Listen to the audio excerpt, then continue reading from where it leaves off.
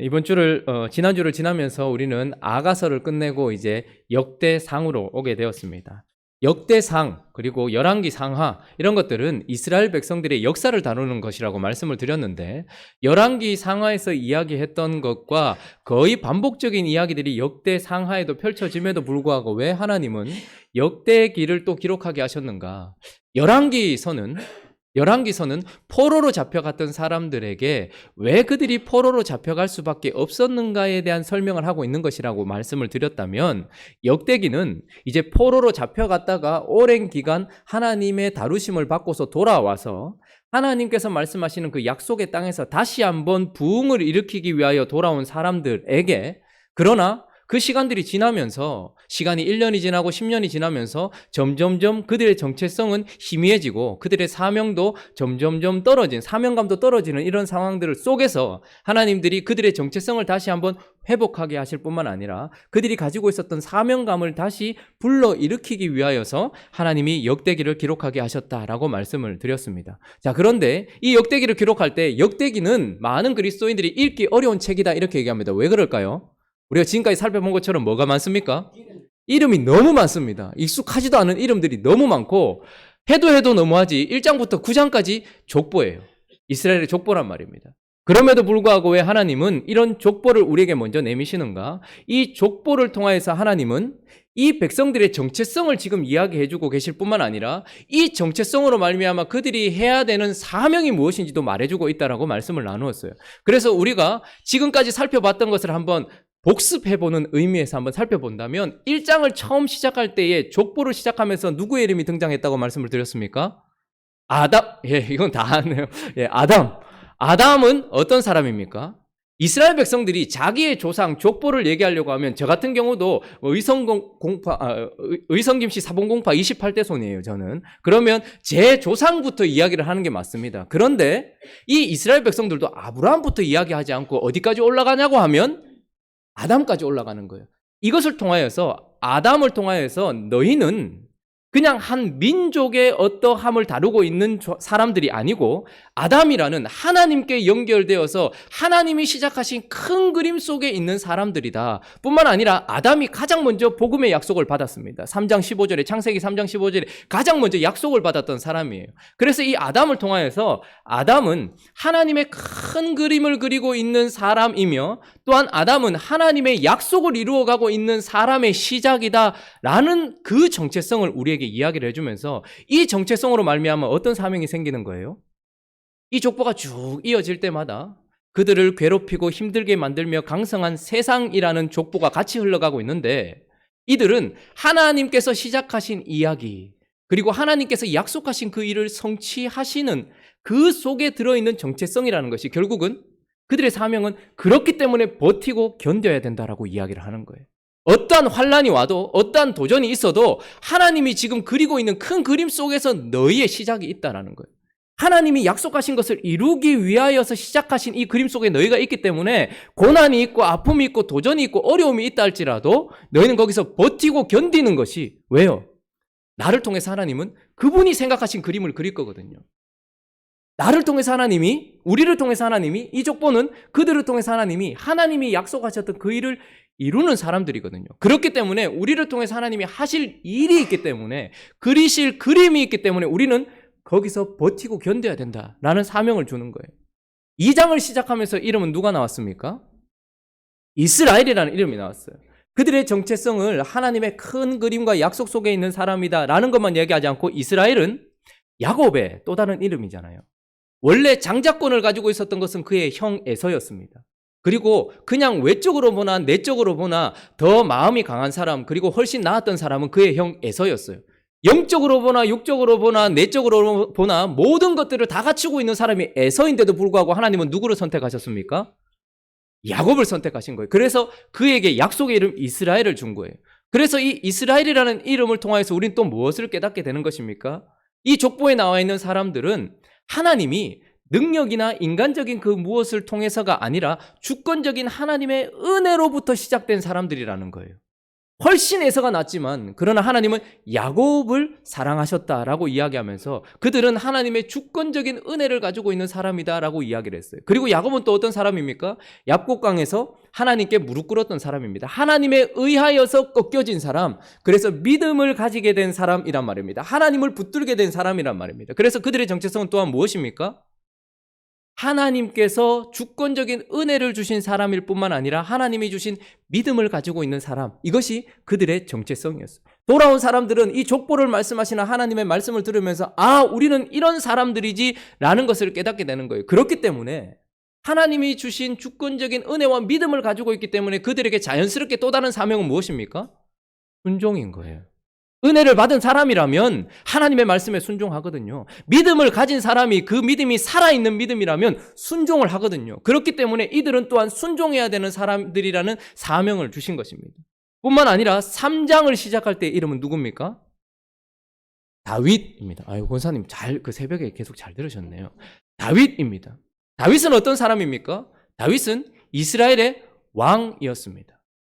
그렇게 해서 그의 자손들은 전부 뭐가 되는 겁니까? 왕이 되는 거예요. 그러므로 다윗 가문의 이어짐은 이스라엘 백성들의 왕가의 이야기였단 말입니다. 그러나 우리가 잘 아는 것처럼 다윗이 범죄했어요. 우리아의 아내 밧세바를 범하는, 그리고 얼마나 많은 범죄를 했음에도 불구하고 하나님은 그 우리아의 아내 밧세바의 아들인 솔로몬을 통하여서 왕권이 이어지도록 하셨어요. 그리고 솔로몬은 나중에 어떻게 됩니까? 하나님을 버렸단 말이에요.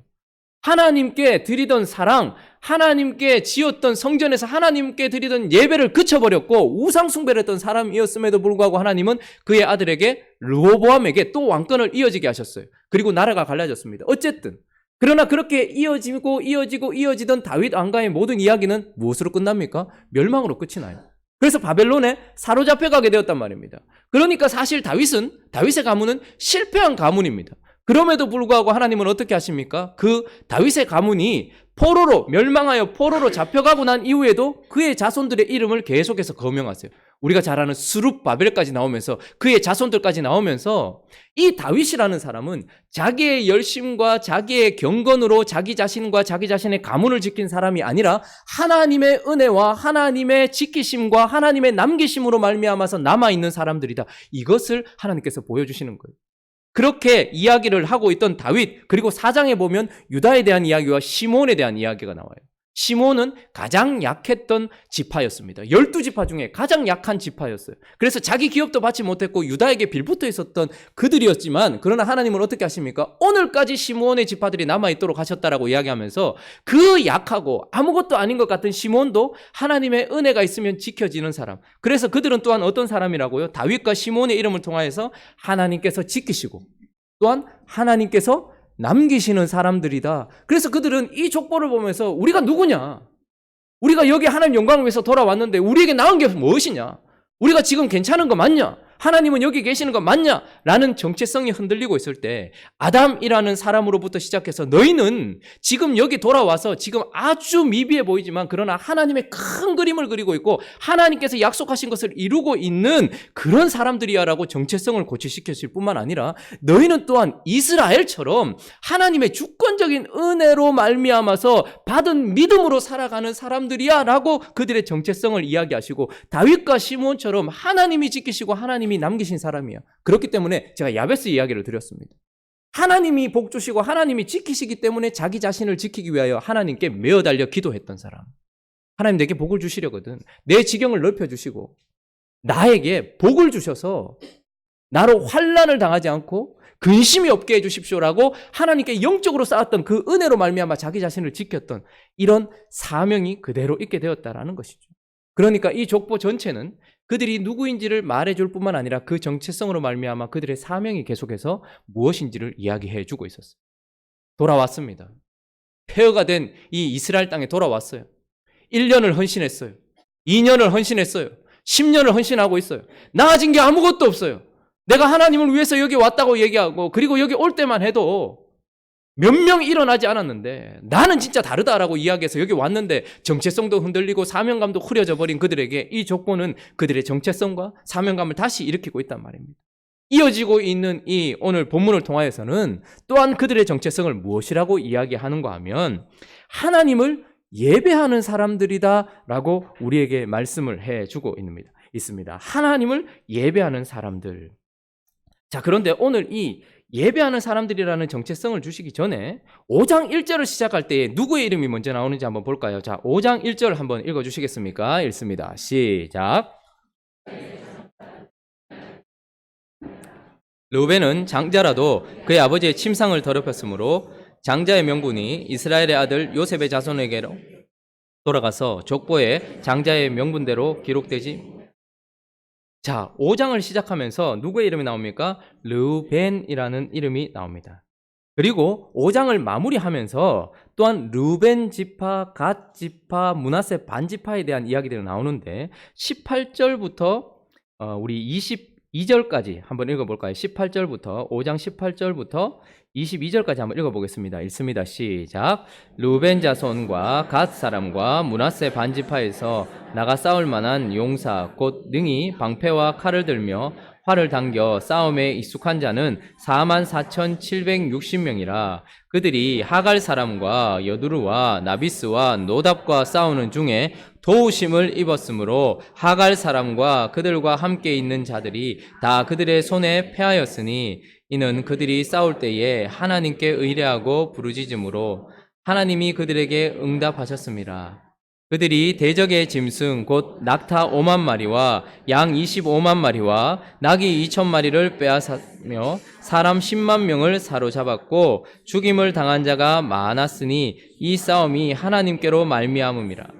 그들이 그들의 땅에 거주하여 사로잡힐 때까지 이르렀더라. 자, 처음 5장을 시작할 때 1장부터 3장까지 족보는 다윗의 가문을 중심으로 한 족보였다면 4장부터 8장까지는 우리에게 아주 익숙한 12지파를 중심으로 한 족보예요. 그런데 4장을 시작할 때에는 유다를 먼저 이야기했습니다. 왜냐하면 가장 강력한 지파였고 왕이 난 지파이기 때문에, 예수 그리스도와 연결된 지파이기 때문에 유다를 먼저 얘기하고, 그리고 가장 약한 시몬을 이야기했어요. 자, 그렇게 4장이 넘어가고 5장에서 넘어올 때에 이제 5장은 요단강 동편에 있었던 지파들 있죠. 르우벤, 갓, 므낫세 반 지파. 여기에 대한 이야기를 하면서 르우벤의 이야기를 하는데, 르우벤은 어떤 사람이었는가 하면 우리가 읽었던 1절 말씀을 보니까 장자예요. 하나님께 큰 은혜를 입어서 12지파 중에 우두머리였어요. 장자였다는 말입니다. 그런데도 불구하고 르우벤은 이 장자라도 그의 아버지의 침상을 더럽혔으므로 장자의 명분이 딴 사람에게 넘어가 버렸던, 그러니까 아버지를 섬기는 일에 실패했던 이름으로 르우벤이 먼저 5장에 딱 등장을 하는 거예요. 르우벤이라는 사람은 원래 받았던 은혜가 있었던 사람이었어요. 장자권을 가지고 있었던 사람이었어요. 그런데 그가 아버지의 침상을 더럽힌 거예요. 아버지의 아내를 범했거든요. 그러니까 하나님이 어떻게 하십니까? 그의 장자권을 뺏어버리시는 거예요. 그 말은 무엇입니까? 르우벤은 아버지 앞에 드려야 될 자신의 삶을 제대로 드리지 못했던 실패한 인생이란 말입니다. 자, 우리가 방금 읽었던 18절부터 보면 이제 요단 동편 전체를 언급하면서 르우벤 자손, 갓 사람, 므낫세 반 지파, 이 지파들이 이제 전쟁한 이야기를 하는데, 그들이 하나님의 도우심으로 말미암아 승리했고 또 하나님께 은혜를 입었다라고 얘기해요. 그래서 22절에 보니까 죽임당한 자가 많았으니 이 싸움이 하나님께로부터 말미암아서 많은 성공을 거두었어요. 요단 동편에 있었던 사람들은 하나님을 의지해서 전쟁을 치렀고 성공을 거두었다라고 얘기해요. 그런데 문제는 무엇이냐면 마치 르우벤처럼 장자권을 가지고 있는 것처럼 지금 하나님의 축복을 가지고 있었는데 25절, 26절 있습니다. 25절, 26절 시작. 그들이 그들의 조상들의 하나님께 범죄하여 하나님이 그들 앞에서 멸하신 그 땅 백성의 신들을 간음하듯 섬긴지라. 그러므로 이스라엘 하나님이 아수르 왕 불의 마음을 일으키시며 아수르 왕 디글랏빌레셀의 마음을 일으키심에 곧 르우벤과 갓과 므낫세 반 지파를 사로잡아 할라와 하볼과 하라와 고산 강가에 옮긴지라. 그들이 오늘까지 거기에 있습니다. 자, 르우벤은 아버지를 제대로 섬기지 못했던 실패했던 인생이었고, 르우벤, 갓, 므낫세 반 지파는 하나님 아버지께서 주신 은혜로 말미암아 성공했던 사람이었지만 시간이 지날 때에 그들이 하나님을 버리고 그 땅에 거주하는 사람들, 그러니까 그 땅의 백성들의 신들을 간음하듯 섬겨서 우상숭배로 빠져버려서 그들의 받았던 축복을 다 잊어버리고 끌려가 버린 사람이 되었다라고 이야기를 하고 있는 거예요. 자, 이들의 이야기, 오늘 제가 첫 번째 요지는 바로 하나님을 예배하는 사람들이다라고 이야기할 때에 이 5장 이야기를 하면서 르우벤과 이 요단 동편에 있었던 지파들의 특징은 무엇이냐면 하나님 아버지를 섬기는데 실패한 사람들의 이야기가 먼저 나와요. 예배에 실패한 사람들입니다. 삶에 성공하고 뭔가 이룬 것 같아요. 장자권을 가지고 있었고 전쟁에서 이겨서 수많은 전리품들을 가지고 있고 수많은 은혜들을 가지고 있지만 그들은 결국 하나님 아버지를 섬기는데 실패했단 말입니다. 자, 그런데 6장을 시작할 때에 이제 이름이 누가 나옵니까? 6장 1절에 있습니다. 6장 1절 시작. 레위의 아들들은 게르손과 그핫과 무라리요. 자, 누구의 이름이 나옵니까? 레위입니다. 레위 하면 뭐가 생각나십니까? 레위 지파는 언제나 예배와 관련 있고 제사와 관련 있고 찬송과 관련 있고 하나님을 섬기는 족속이란 말입니다.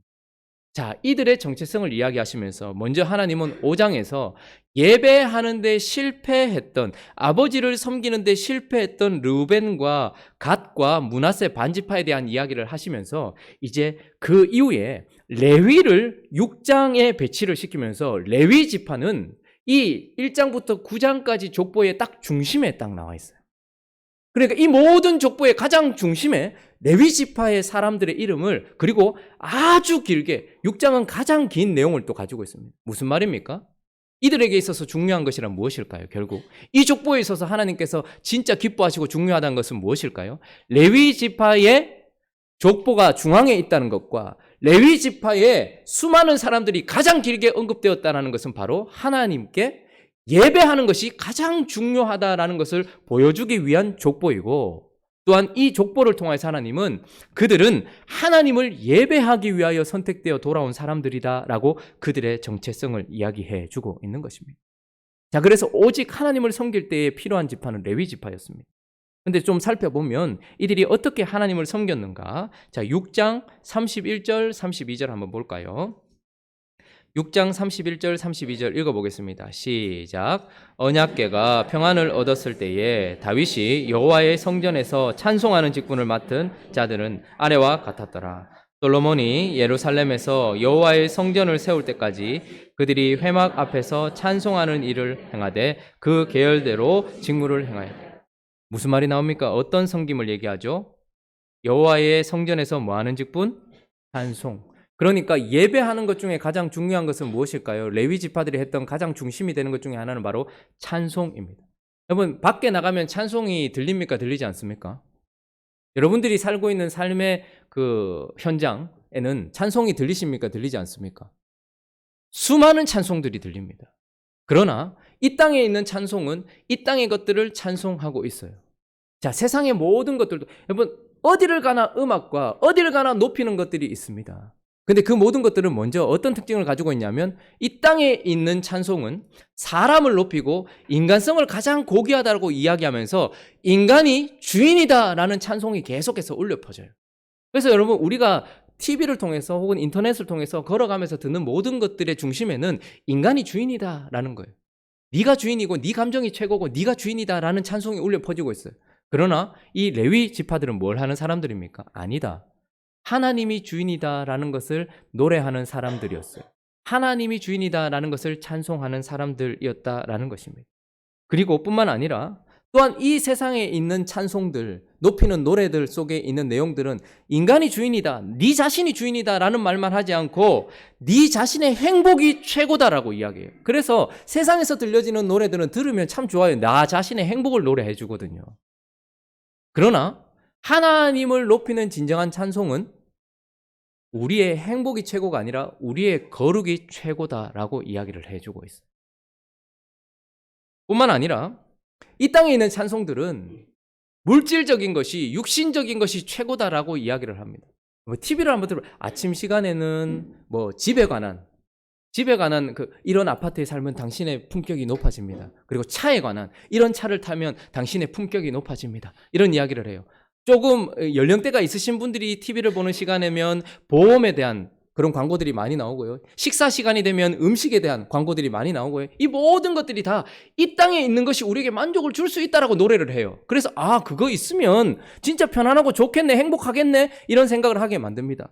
그러나 하나님을 찬송한다는 것은 무엇일까요? 진정한 찬송은 영적인 가치가 있는 것이 있다는 거예요. 보이지 않지만 영원한 가치가 있는 것이 있다라고 노래를 하는 것입니다. 그러니까 레위인들은 이 세상 속에서 하나님이 주인이시고 하나님 앞에 거룩하게 사는 것이 필요하며 하나님께서 주시는 영적인 가치가 진정한 가치다라는 것을 노래하는 역할을 감당했던 것이 바로 레위인들이었다라는 말입니다.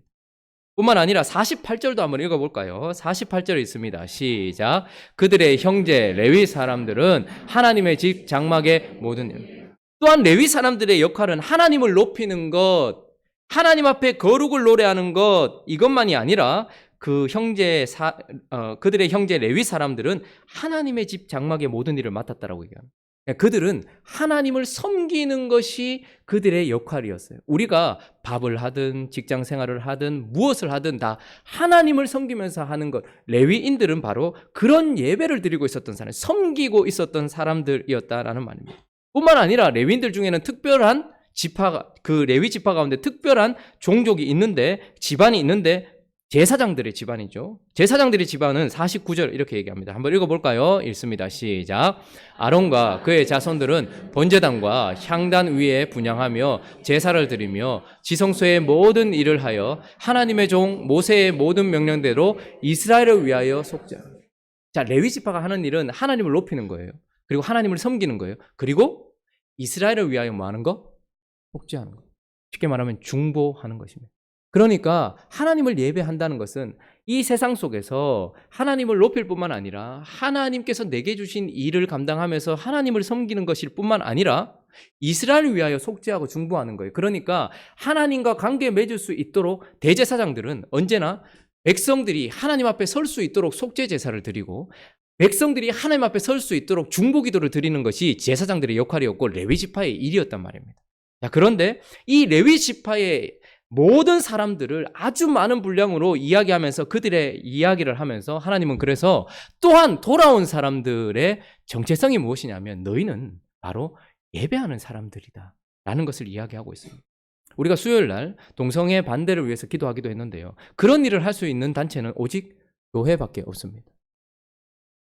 자, 한번 49절을 우리가 살펴봤는데 54절도 한번 읽어볼까요? 그런데 이런 레위인 사람들이 어디에 거주하는가?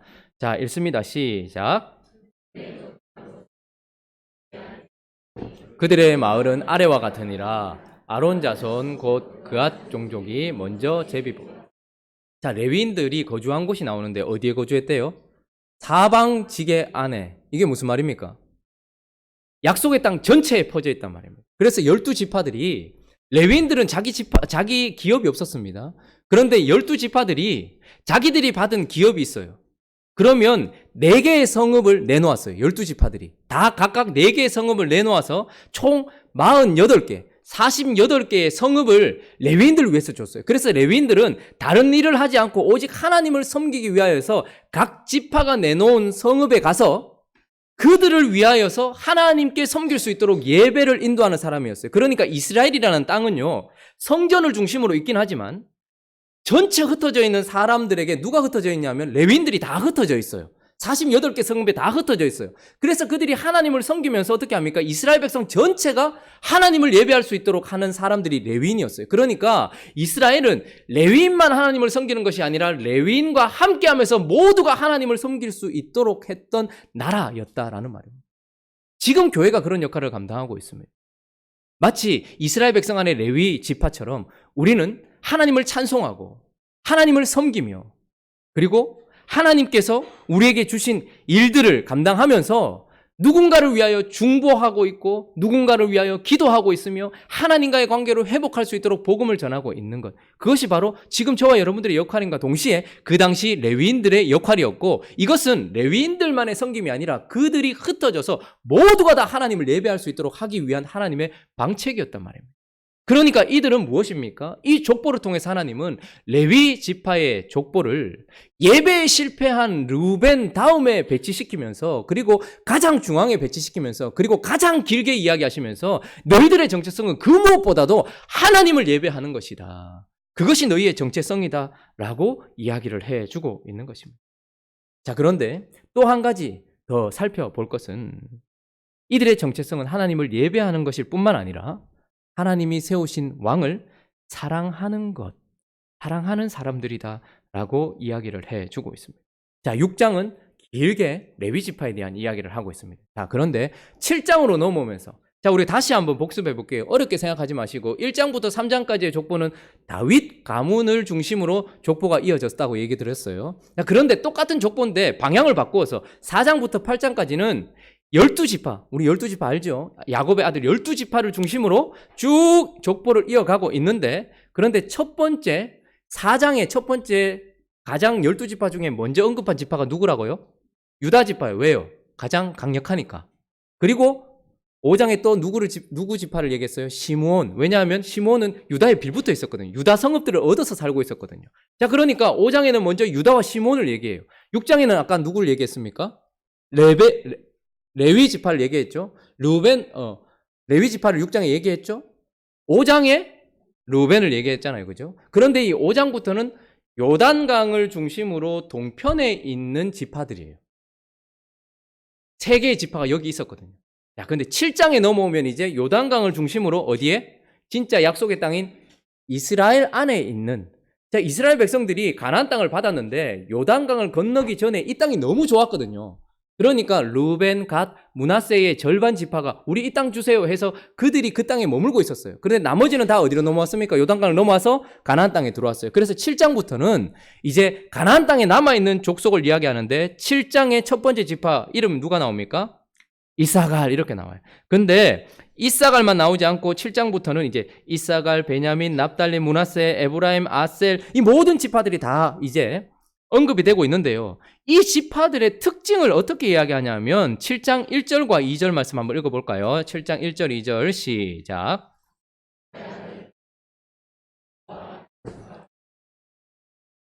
돌라의 아들들은 우시와 르바야와 여리엘과 야메와 입삼과 스메엘이니 다 그의 아버지 돌라의 집 우두머리라. 대대로 용사이더니 다윗 때에 이르러는 그 수요가 22,600명이요. 자, 르벤을 이야기할 때에는 예배에 아버지를 섬기는 데 실패한 특징이 있다면 이제 요단 서편에 와 있는 이사갈과 남아있는 지파들을 얘기할 때 계속해서 반복되는 이야기가 뭐냐면 그들은 대대로 뭐였더라? 용사였더라 이렇게 얘기해요. 아주 강한 사람들이었다라고 이야기를 하고 있어요. 자, 그렇게 7장이 서편에 있는 사람들을 쭉 이야기를 했거든요. 그래서 거기에서도 베냐민이라는 지파가 이야기가 돼요. 근데 8장에서 또다시 한번 베냐민 지파를 집중해서 8장 전체는 베냐민 지파에 대한 족보가 또 쭉 흘러와요. 왜 그랬을까? 왜 베냐민은 이스라엘의 1대 왕이었던 사울의 집안이기도 해요. 그런데 왜 다윗의 족보를 이야기하고 믿음의 족보를 이야기하면서 실패한 사울이 있는 베냐민 지파를 이야기할까? 이렇게 생각이 들기도 합니다. 그런데 8장 전체가 용사라고 이야기를 하는 다른 지파들의 이야기를 하면서 특별히 베냐민을 중심으로 베냐민을 주목시키는데 우리는 그래서 1대 왕이었던 사울을 주목시키는가? 이런 생각이 드는데 베냐민 지파를 이야기하면서 하나님께서 무엇을 주목하기를 원하시냐면 자, 8장으로 넘어가 보십시오. 그리고 33절과 34절을 한번 읽어보겠습니다. 33절과 34절이 있습니다. 시작.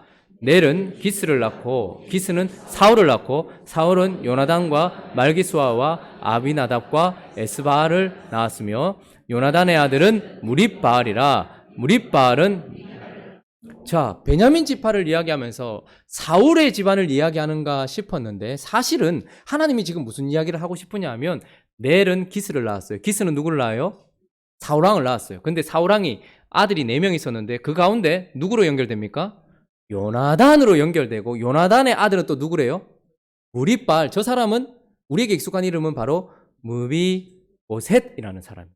자, 그런데 우리는 실패한 사울의 족보를 얘기하는 줄 알았더니 지금 하나님은 베냐민 지파의 요나단을 통해서 흘러가고 있는 이야기를 지금 보여주고 있어요.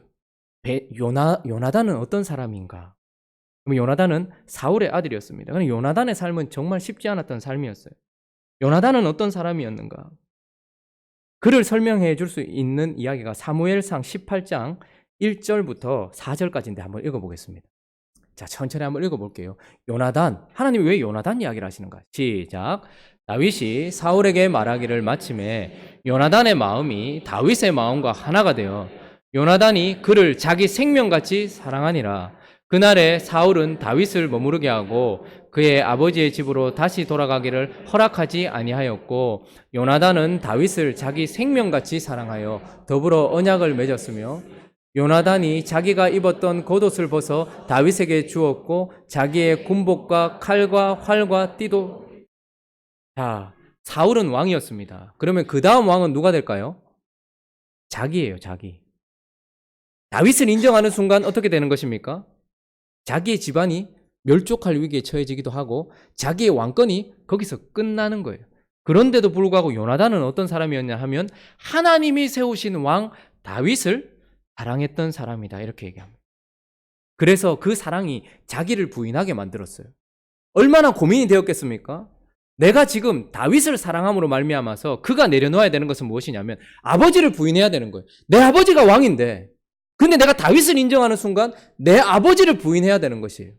그리고 내게 이어질 왕권도 부인해야 되는 거예요. 그럼에도 불구하고 그는 어떻게 합니까? 자기 자신의 왕권과 자기 자신이 가지고 있었던 모든 특권을 다 부인해버리고 하나님이 세우신, 하나님이 버리신 자기 아버지가 아니라 하나님이 세우신 다윗을 자기 마음에 품었어요. 그것의 대가는 엄청났습니다. 4절 한번 보세요. 요나단이 자기가 입었던 겉옷을 벗어준대요. 요나단이 입고 있었던 옷은, 지금도 여러분 옷은 그 사람의 신분을 상징해요. 근데 그 당시 요나단이 입고 있었던 옷은 왕복이었습니다. 근데 그것을 누구에게 벗어줬다는 거예요? 다윗에게 벗어줬다는 거예요. 뿐만 아니라 그 당시에 칼을 들고 있었던 사람은 딱 2명이었어요. 누구와 누구? 사울과 자기 자신, 둘밖에 없었어요. 근데 그 칼을 누구에게 줬다고요? 다윗에게 줬다라는 거예요. 전부를 다 내려놓았던 사랑이었다라는 것을 보게 되는 것입니다. 왜 하나님은 지금 이 순간 용사들의 이야기를 쭉 하다가, 왜 강한 사람들의 이야기를 하다가 갑자기 베냐민 지파에 대한 요나단의 이야기를 하시는가? 그들은 강했지만 그러나 하나님이 세우신 왕을 사랑하는 자들이었다라는 것을 보여주고 있는. 뿐만 아니라 그의 아들 무비보셋, 여기는 무립바알 뭐 이렇게 나오고 있죠. 이름이 뭐라고 나와 있습니까?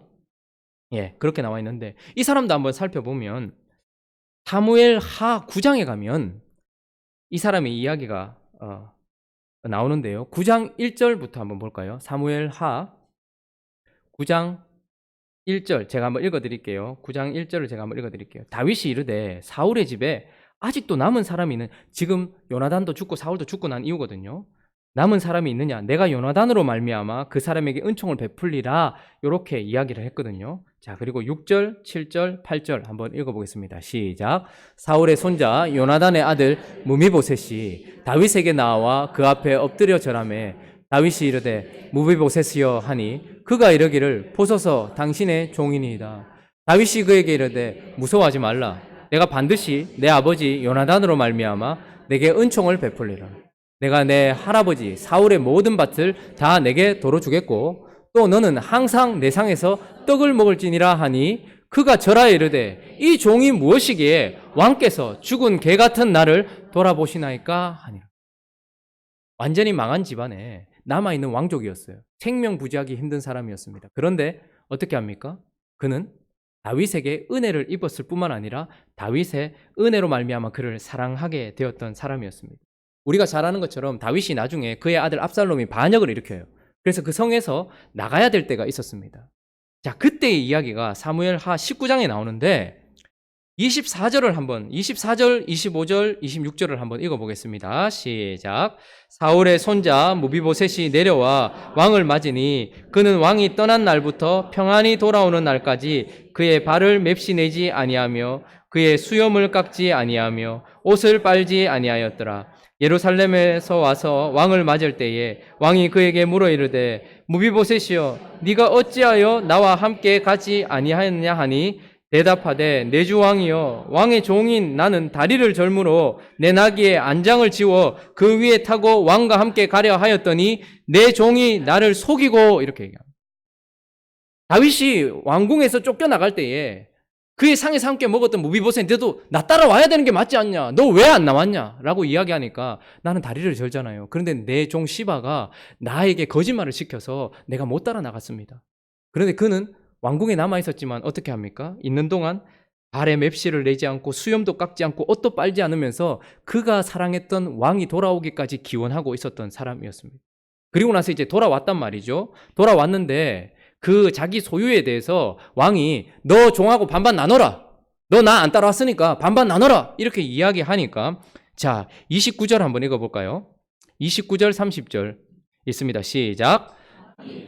이르되 네가 어찌하여 또 내 일을 말하느냐? 내가 이르노니 너는 시바와 밭을 나누라 하니 무비보셋이 왕께 아뢰되 내 주 왕께서 평안히 왕궁에 돌아오시게 되었으니 그로 전부를 차지하게 하옵소서. 자, 무슨 말입니까? 요나단은 다윗 하나님께서 세우신 왕을 사랑해서 자기의 왕권도 내려놓았고 자기의 칼도 내려놓았던 사람입니다. 그의 아들 무비보셋은 어땠습니까? 하나님이 세우신 왕을 사랑하여서 어떻게 합니까? 자기 집안도 부인했을 뿐만 아니라 자기에게 주어진 모든 소유도 그냥 내려놓고 나 이제 그거 필요 없습니다. 왕이 편안히 돌아오셨으니 그거면 답니다 라고 이야기하면서 왕을 사랑했던 사람 무비보셋, 그 이야기를 8장이 이야기해주고 있습니다. 아주 강한 용사들이지만 그러나 하나님이 세우신 왕에게는 가장 부드러운 사랑으로 드리는 사람들, 그들이 바로 이 족보에 나오는 정체성이며 너희들 또한 그런 하나님이 세우신 왕을 사랑하는 사람들이어야 된다라고 이야기를 하고 있는 거예요. 여러분, 요즘 우리가 봄인데 옆에 꽃도 보고 나무도 보지요. 생명으로 가득 차 있습니다. 생명의 특징과 사랑의 속성이 아주 비슷한데요. 생명은 특징이 무엇이냐면 부드러움에 있어요. 그래서 저는 나무를 사실 잘 모르거든요. 그런데 이 나무가 살았는지 죽었는지 알려고 하면 가지를 이렇게 흔들어 보라 하더라고요. 생명이 있으면 가지가 부드러워서 꺾이지 않는다고 하더라고요. 그냥 이렇게 휘어지긴 해도 꺾이지는 않는데요. 근데 생명이 없고 이 나무가 겉으로 보기엔 살아있는 것 같아도 죽었으면 나무를 이렇게 꺾어보면 툭 부러진다고 해요. 그러니까 생명의 특징은 부드러움에 있고 생명이 없음의 특징은 굳어짐에 있어요. 사람도 마찬가지입니다. 사람이 생명이 있을 때는 부드럽습니다. 움직여요. 그러니까 어릴 때 아주 제일 부드럽죠. 그런데 시간이 지나면서 어떻게 됩니까? 굳어져 갑니다. 그리고 사람이 죽으면 어떻게 됩니까? 완전히 굳어버립니다. 자, 그런데 이 생명과 사랑의 속성이 참 비슷해요. 사랑이 있는 사람들은 어떻습니까? 부드럽단 말입니다. 이들은 용사였어요. 아주 강한 용사들이었습니다. 적군을 쳐부수고 사람들을 죽이는 용사였어요. 그런데 그들 속에 무엇이 있었어요? 하나님이 세우신 왕에 대한 사랑이 있으니까 그 왕을 향해서는 한없이 부드러운 거예요. 사랑이 있는 사람들은 부드럽습니다. 아주 강팍해 보이는 아저씨인데도 불구하고 자기 손자를 바라볼 때는 그 눈빛에는 사랑이 가득해요. 손자가 막 할아버지 막 뺨을 때리는데도 허허허 하고 웃어요. 그 속에 뭐가 있으니까? 사랑이 있으니까.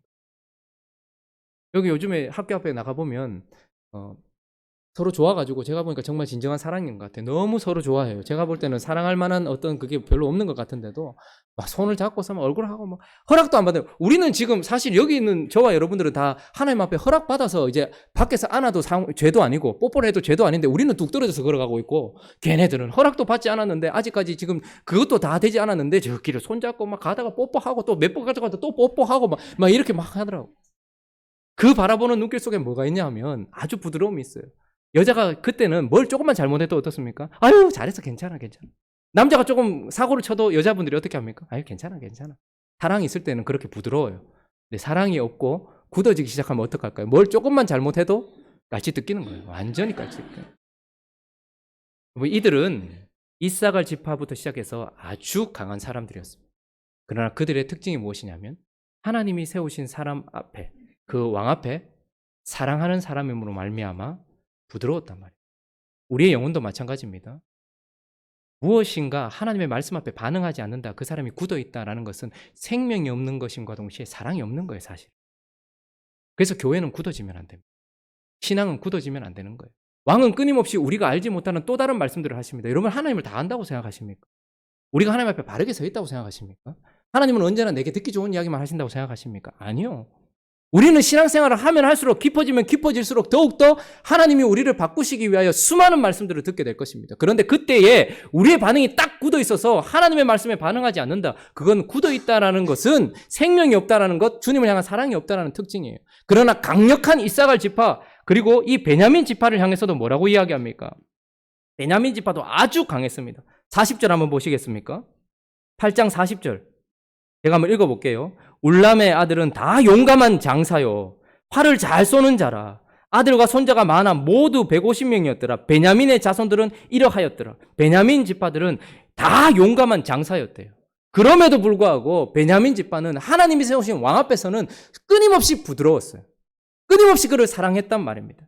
그것이 그들의 정체성이었다라고 이야기를 하고 있는 것입니다. 말씀을 정리합니다. 이 족보를 통해서 우리는 길게 지금 8장까지 이제 왔습니다. 이 족보를 통하여서 하나님은 그들이 지금 잃어버린 정체성을 다시 한번 이야기해주고 있고, 오늘 본문 말씀을 통하여서 돌아온 너희들은 하나님을 예배하기 위해 돌아온 자들이야. 돌아온 너희들은 너희를 사랑하며 하나님이 세우신 왕을 사랑하기 위해서 돌아온 자들이야 라고 그 정체성을 이야기해주고 있어요. 그런데 우리의 사명은 무엇일까요? 사명은 달리 있지 않습니다. 우리의 정체성에서부터 나오는 거예요. 제가 아버지라는 정체성이 있다면 아이들을 돌보는 사명이 있는 것처럼 이들의 정체성은 예배하기 위해서 돌아왔기 때문에 그들의 정체성은 예배자예요. 그러면 그들의 사명은 뭡니까? 하나님을 높이고 하나님을 섬기고 하나님께서 섬기게 하신 사람들을 섬기는 것, 이것이 바로 그들의 사명이 되어지는 거예요. 저는 이 마지막 부분에 이들의 정체성이 왕을 사랑하는 것이라는 것이 참으로 감사했습니다. 우리 보고 큰일 하라고 하면 얼마나 힘들었겠습니까? 그런데 이들의 정체성은 바로 왕을 사랑하는 사람들이라. 그러면 우리의 사명은 무엇입니까? 그 왕을 사랑하는 것이 우리의 사명인 것입니다. 그래서 우리가 우리 자신을 다시 한번 이제 이 족보에 비추어서 돌아봤으면 좋겠어요. 하나님께서 이 족보를 돌아온 자들에게 주셨고 이 족보를 이제 우리에게도 주십니다. 그들에게도 동일한 정체성을 이야기하시고 동일한 사명을 얘기하신과 동시에 우리에게도 동일한 정체성과 사명을 이야기하고 있는 거예요. 마치 그들이 새로운 삶과 더 나은 하나님을 향한 영광과 주님을 향한 열정 때문에 폐허가 된 그곳에 돌아와서 거기서부터 사명을 감당하기 시작했던 것처럼 우리도 어쩌면 이제 다음 주가 되면 이곳에서 첫 예배를 드렸던 1주년이에요. 돌아왔습니다. 이곳에 오게 되었습니다. 우리의 정체성은 어떻습니까? 다시 한번 정리를 해볼까요? 아담을 통해서 우리가 기억해야 될 정체성은 우리는 어떤 사람들입니까? 하나님이 시작하신 이야기에 속해 있는 큰 그림 속에 있는 사람들이에요. 하나님이 약속하신 일을 이루기 위해서 우리를 부르셨기 때문에 우리를 통해서 하나님은 그림을 그리고 계시고 우리를 통해서 그분은 약속을 이루실 거예요. 우리는 지금 상상하는 것보다 훨씬 더 큰 그림을 그리게 될 것입니다. 겨우 여기에서 예배 좀 드리다가 끝나고 우리가 생각하는 행복한 우리 교회는 이런 교회라고 생각할 것이 아니고 하나님이 이 교회를 시작하실 때 벌써 여기서부터 작년에 시작한 것이 아니라 이미 오래전부터 하나님께서 그리고 있던 그 그림의 시작 속에서 여기에 온 거라고 저는 믿습니다. 우리가 상상도 할 수 없는 그 그림이 우리를 통해서 그려질 것이고 그분이 하셨던 약속이 우리를 통해서 성취되어질 거예요. 그렇기 때문에 우리는 뭐 해야 됩니까? 견뎌야죠. 버텨야죠. 여기서 계속해서 사명을 감당하면서 서 있어야죠. 그러면 서 있는 우리를 통해서 하나님은 그 그림을 계속해서 그려나가실 것입니다. 우리는 또한 그분의 주권적인 은혜를 받은 사람들이에요. 누구보다 나아서 우리가 여기 있는 거 아닙니다. 누구보다 나아서 우리가 구원받은 것도 아니고 누구보다 나아서 지금 사명 감당하고 있는 게 아니라 우리는 에서보다 못하지만 벌레 같은 야곱이지만 하나님이 선택해 주신 주권적인 은혜 때문에 여기 있는 사람이고 또한 우리가 뭔가를 하고 있다면 그것은 그분이 주신 믿음 때문에 하고 있는 거예요. 그분이 우리에게 살아있는 믿음을 주셨기 때문에 움직일 수 있는 겁니다. 그러므로 우리의 사명은 무엇입니까? 절대적 순종인 거예요. 그분이 말씀하시는 대로 순종하는 삶을 사는 거예요. 그것이 우리의 정체성인과 동시에 사명인 것입니다. 뿐만 아니라 또한 우리는 어떤 사람입니까? 이스라엘에 대한 이야기를 했고 다윗에 대한 이야기를 했어요. 다윗은 그의 경건과 그의 열심히 그를 지킨 것이 아니고 하나님이 그를 지켰던 사람이고 하나님이 그 집안을 남겼던 사람이에요. 시므온도 마찬가지입니다. 그러므로 우리는 무엇을 해야 됩니까? 하나님이 지킬 것이라고 하니까 나는 아무것도 하지 않고 있겠다. 아니요. 하나님이 지킬 것이기 때문에 우리는 야베스처럼 더 우리 자신을 지켜달라고 기도하는 거예요. 시므온 지파처럼 더 기도하는 거예요. 하나님 우리를 남기시겠대요.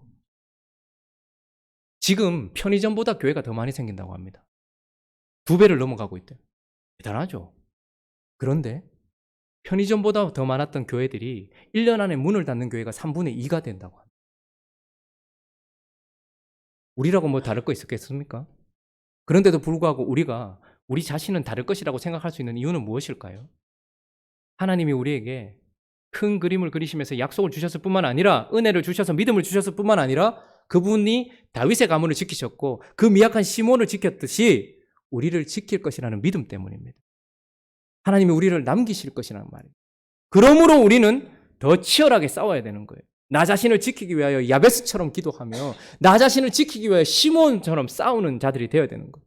뿐만 아니라 우리가 왜 돌아왔습니까? 싸우려고 돌아온 건 아닙니다. 하나님을 예배하기 위해 돌아온 겁니다. 진짜 하나님을 예배하는 것. 우리의 방향은 위를 향해 있어야 합니다. 그래서 그분을 높여야죠. 그리고 그분을 섬겨야죠.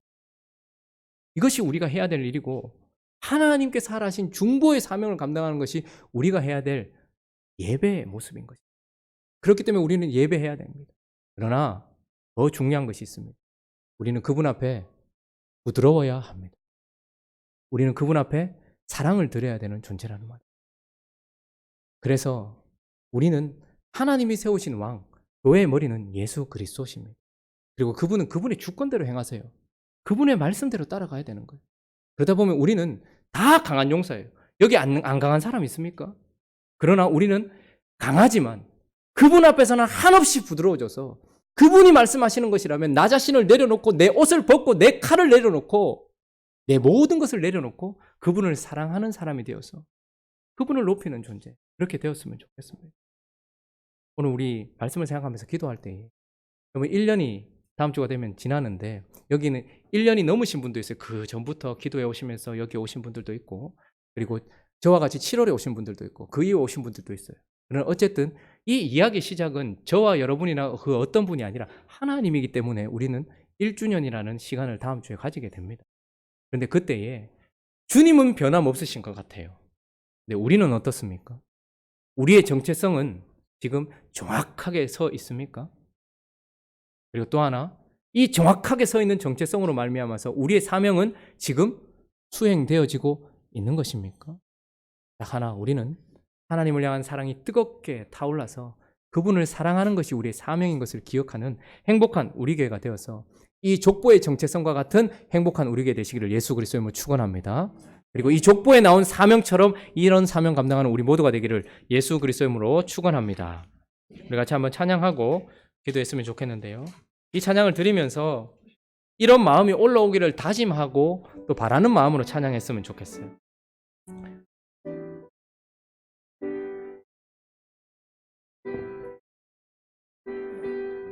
예수 사랑합니다. 예수 사랑합니다.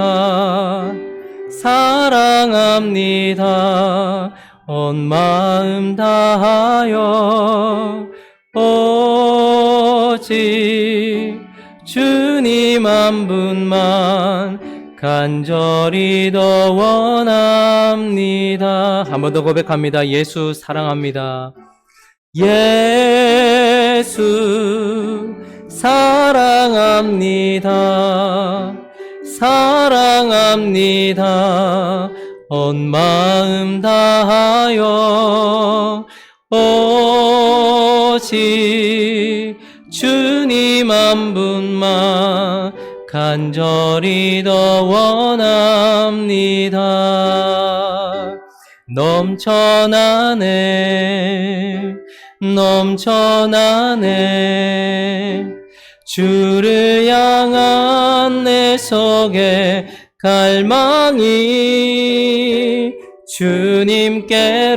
주님께로 날 이끌어 주소서 주님을 더 원합니다. 우리 한 번 더 고백할까요? 예수 사랑합니다. 예수 사랑합니다. 사랑합니다. 온 마음 다하여 오직 주님 한 분만 간절히 더 원합니다. 예수 사랑합니다. 사랑합니다. 예수 사랑합니다. 사랑합니다. 온 마음 다하여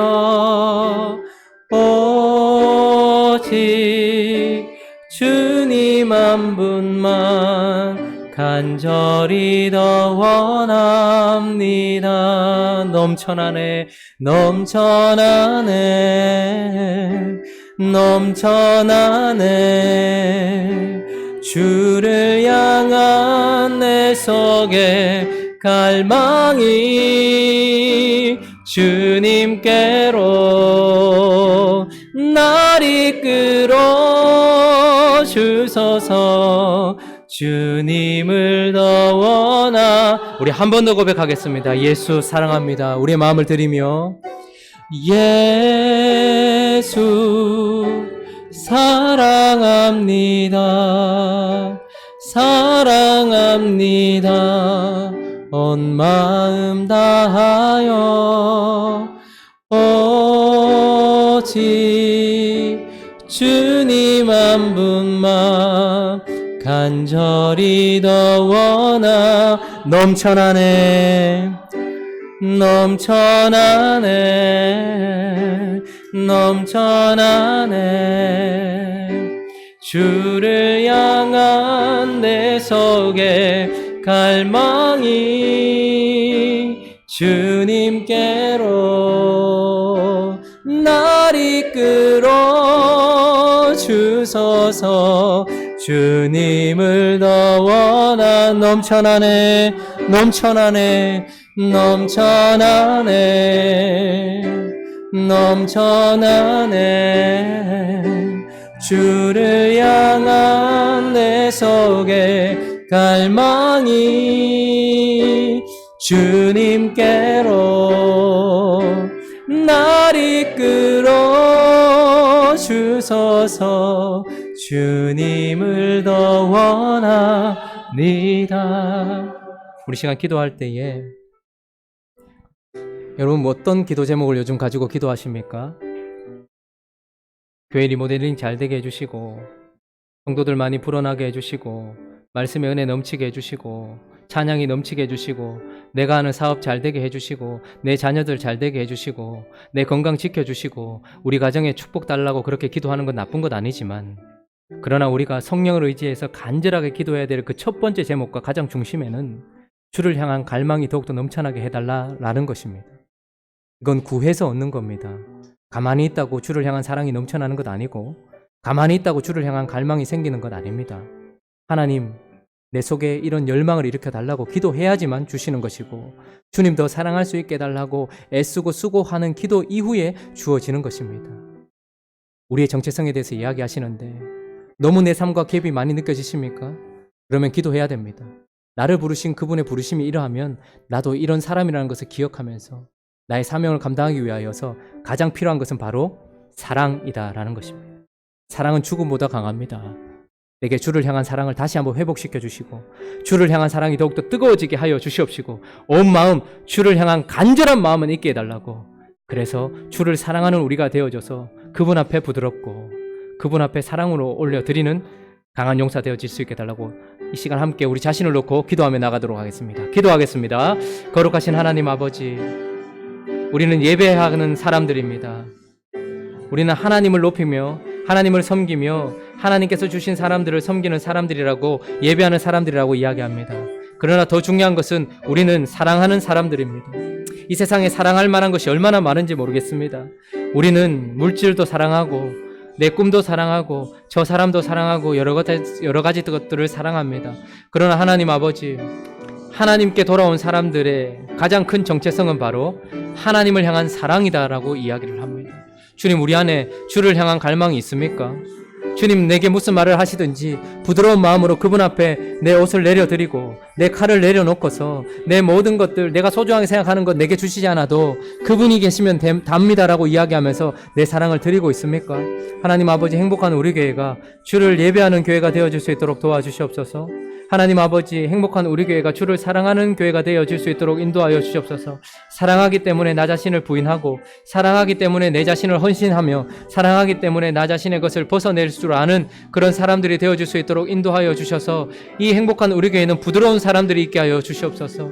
부드러운 사람들, 하나님을 사랑하는 사람들이 있게 하여 주시옵소서. 우리의 마음속에 주님께서 말씀하시는 것이 아버지 우리를 찌를 때도 있고, 주님께서 말씀하신 뜻이 우리에게 맞지 않을 때도 있습니다. 그러나 그것이 주님의 하나님의 뜻이라면 우리가 내려놓을 줄도 알고 하나님을 기뻐하시게 하는 우리가 되어줄 수 있도록 주님 인도하여 주시기를 원하오니 도와주시옵소서. 하나님 아버지 말씀의 영향을 받아서 더욱더 부드러워지게 하여 주옵시고 봄과 같아지게 하여 주시옵소서. 이 여름과 같아지게 하여 주시옵소서. 생명과 같아지게 하여 주시옵소서. 사랑이 넘쳐나게 하여 주시옵소서. 그래서 우리 모든 성도들의 마음속에 주를 향한 사랑이 있어서 그 부드러움이 주의 말씀에 대한 순종으로 드러나고 그 부드러움이 주의 형제들을 자매들을 사랑하는 모습으로 드러날 수 있도록 연약한 우리를 붙들어 주시옵시고 은혜를 비춰 주시오기를 간절히 바라고 기도하오니 함께하여 주시옵소서. 우리 다시 한번 느헤미야서를 통해서 주셨던 우리의 정체성을 다시 한번 회복하면서 마음에 새기고 우리의 사명을 감당하기 위해 애쓰는 우리가 되어 수 있도록 도와주시기를 원합니다. 함께하여 주시옵소서.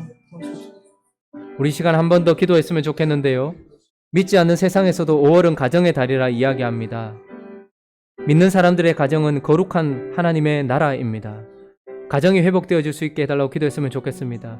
가정이 회복됨에 있어서 가장 중요한 것은 먼저 가장이 하나님과의 관계가 회복되어야 되는 것입니다. 어미가 하나님과의 관계가 회복되어야 되는 것입니다. 가족 구성원들끼리 회복되는 것이 우선이 아니고 그 각자가 하나님 앞에서 회복되어져야 됩니다. 이 시간 우리 가정을 놓고 기도할 때에 우리 집안의 가장이, 우리 집안의 어미가, 우리 집안의 자녀들이 하나님과의 관계가 회복되는 5월이 될 수 있게 해주셔서 5월은 가장 부드러운 달입니다. 장미도 가시를 가지고 있는 장미도 5월에는 그 장미의 가시도 부드러워서 손을 핥히지 않습니다. 아버지, 우리의 가정이 5월처럼 되어질 수 있게 해달라고 그렇게 기도했으면 좋겠고 하나님과의 관계가 회복되고 난 이후에 부부관계가 회복되게 하여 주시고 부모 자녀 간의 관계가 회복되게 하여 주시옵시고 경제적인 문제도 풀어지게 하여 주시옵시고 건강의 문제도 해결되게 하여 주셔서 온 가정이 주님 안에 봄을 걸어갈 수 있게 해달라고 우리의 가정을 위해서 한 번 더 기도하도록 하겠습니다. 기도하겠습니다. 거룩하신 하나님 아버지, 5월이 시작되었고 우리는 이제 이 가정의 달을 맞이했습니다. 하나님 아버지, 우리 안에 해결되어야 되는 부분은 우리 가족 구성원들 간의 관계가 아닙니다. 내가 누군가와 갈등이 있다면 그것은 하나님과의 관계의 어려움 때문이지 먼저 그 사람과의 관계의 어려움은 아닙니다. 내가 아내로서 하나님 말씀 앞에 서 있다면, 내가 남편으로서 아비로서 하나님 말씀 앞에 있다면 잘 해결되어질 것입니다. 그러나 내가 하나님 말씀 앞에 서 있지 않은 아비고, 내가 하나님 말씀 앞에 서 있지 않은 남편이고, 내가 하나님 말씀 앞에 서 있지 않은 어미고, 내가 하나님 말씀 앞에 서 있지 않은 자녀이기에 우리 안에 갈등이 계속해서 일어나는 것 아니겠습니까? 우리의 가정들을 주님 불쌍히 여겨주십시오. 하나님이 우리 가정들을 통치하여 주시기를 원합니다. 이 봄에 따사로운 햇살과 아버지의 따뜻한 그 모든 것들이 이 땅에 생명으로 가득하게 하는 것처럼 특별히 우리 한 명 회복시켜 주시는 것에서 끝나지 않고 주님 우리의 가정들을 회복시켜 주시기를 원합니다. 아버지, 믿음 지키기 어려운 세대를 살고 있는 우리의 자녀들입니다. 하나님 아버지, 우리 자녀들을 주님께서 지켜주시옵시고 우리의 자녀들이 신앙이 주님께 붙들림 바 되어 있을 수 있도록 주님께서 은혜를 베풀어 주시기를 원합니다. 먹고 사는 문제, 그리고 가정을 돌보는 문제, 그리고 여러 가지 세상의 풍파 때문에 믿음을 지키기 어려운 가장들과 어미들이 있습니다. 하나님 아버지, 우리를 불쌍히 여겨주셔서 우리 모두가 분주하고 가난하고 어려운 가운데 있다 할지라도 하나님이 우리를 통해서 그리시는 그림이 있다는 것을 기억하면서 버티고 견디는 우리가 되어질 수 있도록 주님께서 역사하여 주옵시고, 하나님 아버지, 우리의 가정들이 회복되어질 수 있도록 도와주시옵소서. 하나님과의 관계가 회복되어지고 서로 간의 관계가 회복되어지고 물질적인 어려움이 회복되어지고 건강의 모든 것들이 회복되어지는 그런 은혜가 있을 수 있도록 이 5월을 주님께서 붙들어 주시고 함께하여 주시옵소서. 도와주시옵소서. 사랑하는 하나님 아버지, 우리는 주님이 그리시는 큰 그림 속에서 주님이 하신 약속을 이루시는 그 가운데에 있는 그런 사람들임을 잊어버리지 않도록 인도하여 주옵소서. 내가 생각하는 것보다 훨씬 더 큰 것으로 채우실 하나님, 뿐만 아니라 주권적인 은혜와 주신 믿음으로 순종해야 되는 사람들일 뿐만 아니라 하나님께서 지키시고 남기시는, 그래서 우리 자신을 믿음으로 지켜야 될 야베스와 같은 사람일 뿐만 아니라 우리는 레위와 같이 하나님을 예배하며 하나님을 예배하게 하는 사람일 뿐만 아니라 우리는 요나단처럼, 무비보셋처럼 하나님을 사랑하는 자들이어야 함을 기억하면서 이 5월 가정의 달, 그리고 사랑이 넘치는 계절에 우리는 주를 향한 갈망으로 가득할 수 있도록 도와주시고, 주를 향한 사랑으로 가득할 수 있도록 도와주시고, 주를 향한 사랑으로 부드러워지는 이 5월이 되어져서 주님의 행복이 되고 주님의 기쁨이 되어지는 행복한 우리 교회 되어질 수 있도록 주께서 축복하여 주시옵소서. 그렇게 일하실 주님 앞에 감사와 영광을 올려드리며 우리 주 예수 그리스도의 이름으로 기도드립니다.